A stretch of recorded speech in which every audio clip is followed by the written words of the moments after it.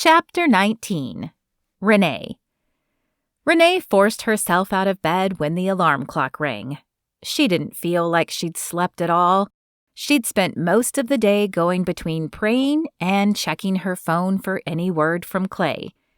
He'd promised to let her know the minute he knew anything, but she'd received nothing from him.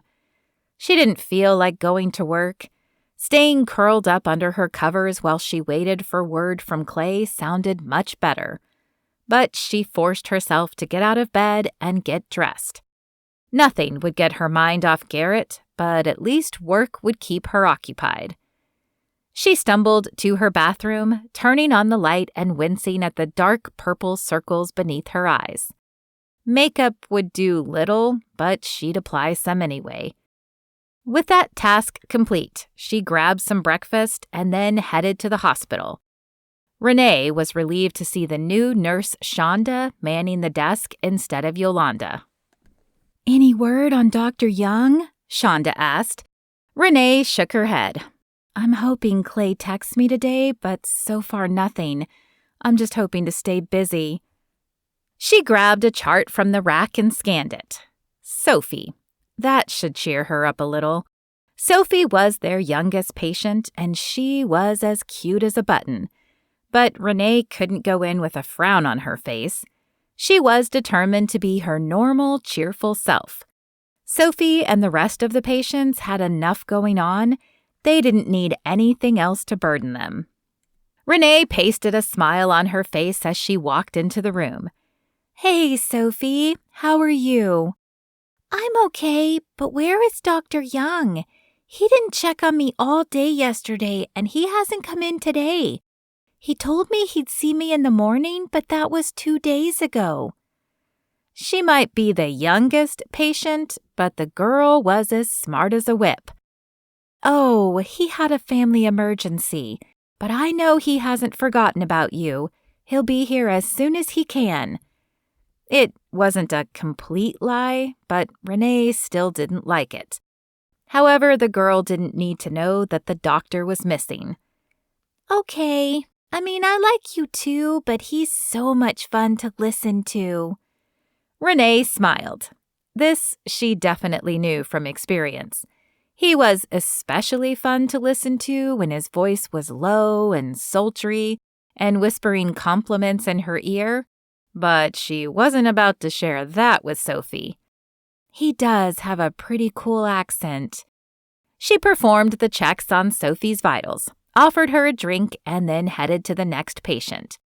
It was going to be a long day, but she was determined to keep herself busy and focused on the kids until she was off work. At lunch, she checked her phone, relieved to see a call from Clay. As she listened to the message, though, her heart grew heavy. "Renee, it's Clay. I need to talk to you about Texas. Call me as soon as you can." Renee sighed as she dialed his number. Would her mistake in Texas haunt her forever?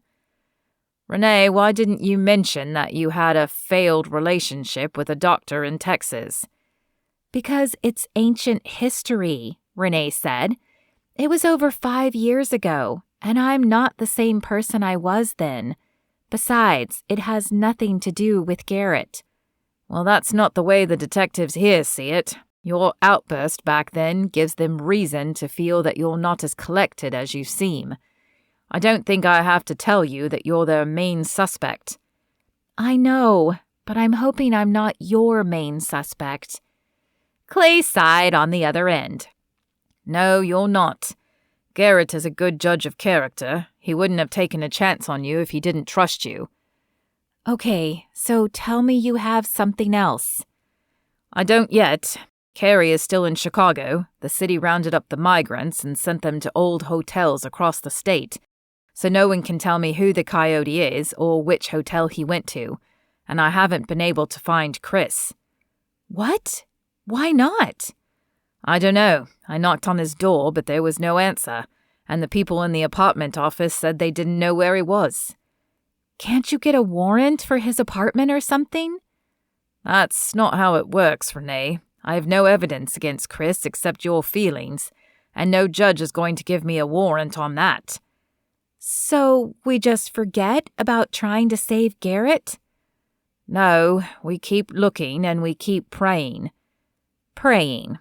Renee didn't want to lose her faith, but she'd been praying. She spent all of yesterday praying, and Clay had nothing. She needed more than prayer. She needed a miracle. It was late when Renee finished checking on the last patient. She gave the information to the next nurse on shift and then headed for her car. The night air was cool, and Renee pulled her jacket tighter around her as she hit the key fob. As she reached her door, a hand fell on her shoulder and she screamed and whirled around. "Chris, what are you doing here?" Her heart sped up in her chest, and she glanced around for anyone who could help her, but there was no one. "I can't go home because they're looking for me," Chris said. She should be afraid, but as she looked at Chris, she realized he didn't look dangerous. In fact, he appeared frightened. "Who's looking for you?" "The police. One came to my door today, but I didn't answer." "Chris, that was Dr. Young's brother Clay. Dr. Young went missing yesterday, and he just wanted to ask you if you knew anything about it." Chris's gaze dropped to the ground, and he dug his toe into the pavement. "Chris, do you know what happened to Dr. Young?" He looked up at her. "I didn't do it." "I know you didn't, but did you see something? Please, Chris, you have to tell me. Garrett might be in trouble." "I wasn't gonna do anything to him. I just wanted to talk to him." "Chris, what happened?" "There was a woman. She stabbed him with something and then pulled him into a van." Renee grabbed his arm.